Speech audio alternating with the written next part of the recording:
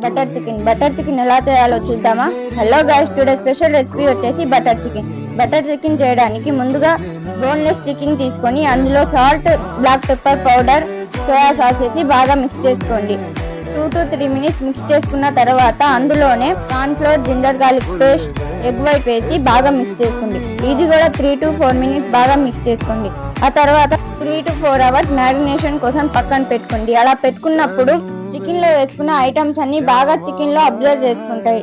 తర్వాత ఒక కళాయి తీసుకొని అందులో ఆయిల్ వేసి లో ఫ్లేమ్ మీద షాలో ఫ్రై చేసుకొని పక్కన పెట్టుకోండి.